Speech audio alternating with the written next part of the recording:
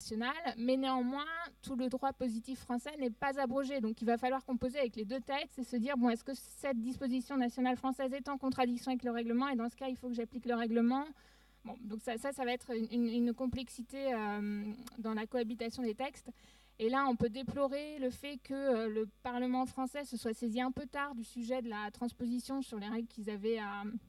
Enfin, c'est pas la transposition, mais sur les précisions qu'ils devaient apporter, parce qu'on se retrouve en catastrophe à discuter d'un texte dont le dernier titre est déjà de dire que, constatant le fait que cette loi à venir n'est pas claire, la loi donne le pouvoir d'apporter des précisions par voie d'ordonnance. Donc on va avoir une loi qui certes ne va pas être satisfaisante.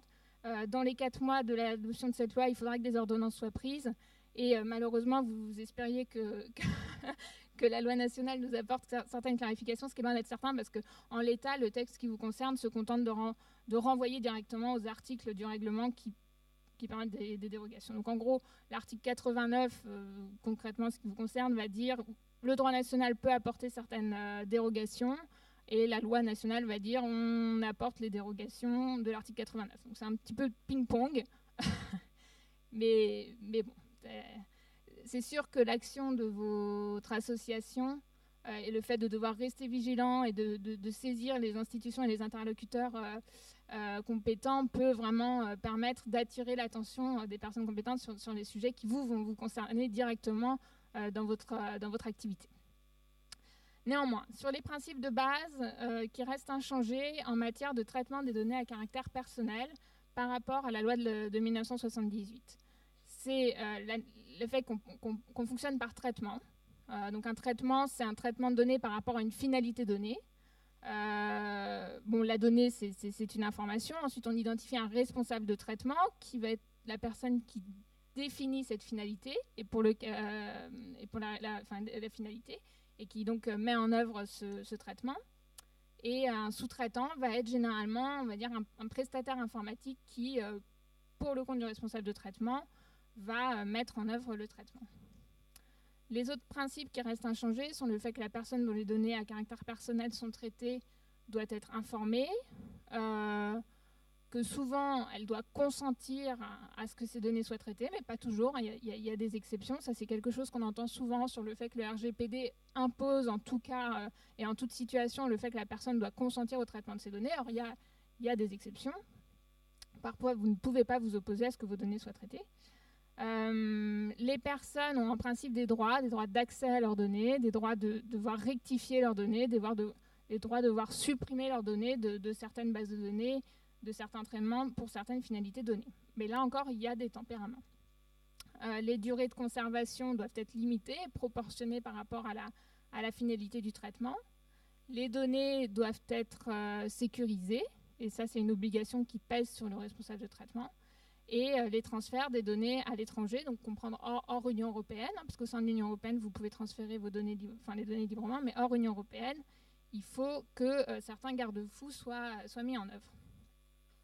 En revanche, on constate d'ores et déjà que des réalités techniques ont été totalement ignorées par le règlement, notamment technologies telles que le cloud computing vont encore être assimilées à ce qu'on appelle un transfert de traitement lorsque les données vont être hébergées hors Union européenne. Et l'essence même du cloud computing, c'est que souvent on ne sait pas forcément où les données sont hébergées. Donc ça complexifie clairement le travail du responsable de traitement dans sa mise en conformité.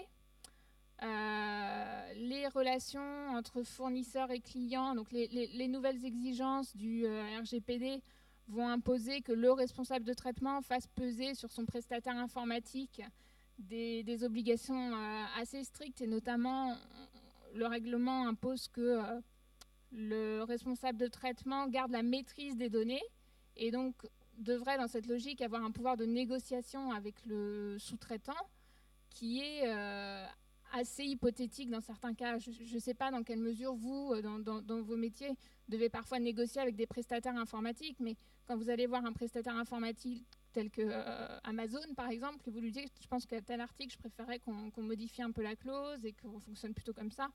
C'est pas comme ça que ça marche. Les rapports de force sont pas comme le règlement le prévoit.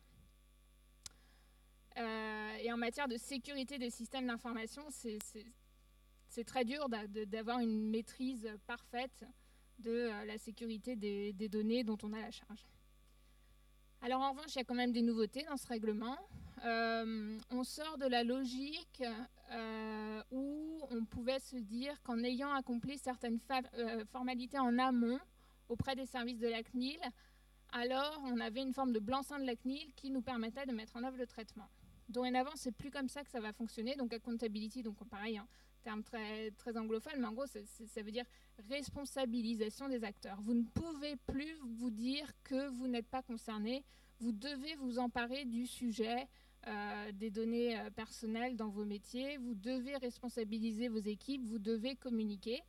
Mais alors, la bonne nouvelle, c'est que je pense que vous êtes les mieux armés pour ça, puisque identifier des finalités, mettre en œuvre des règles dans le traitement de documents, dans le traitement de données, bon, je ne connais pas bien votre métier, mais j'ai tendance à me dire que vous êtes beaucoup mieux à même de gérer ce genre de sujet que des tas de nos clients qui se retrouvent avec énormément de données, mais dont ce n'est pas le métier de gérer des données. Et donc, ils sont toujours très fiers de nous dire, nous, on garde absolument tout, tout le monde a accès à tout, et comme ça, on est sûr qu'on a tout le temps.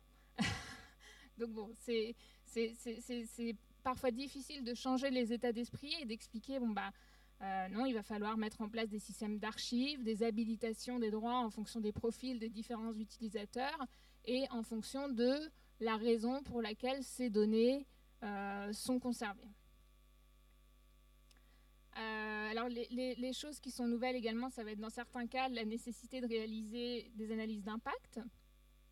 Par ailleurs, le mécanisme de violation des données personnelles a été considérablement précisé. Dorénavant, s'il y a une fuite dans vos systèmes d'information et que vous en avez connaissance, vous ne pouvez pas gérer ça en interne. Vous avez une obligation de notifier à la CNIL et parfois même de notifier aux personnes concernées. Bon, alors encore une fois, il faut pouvoir les identifier avant même. Nommer dans la plupart des cas un délégué à la protection des données.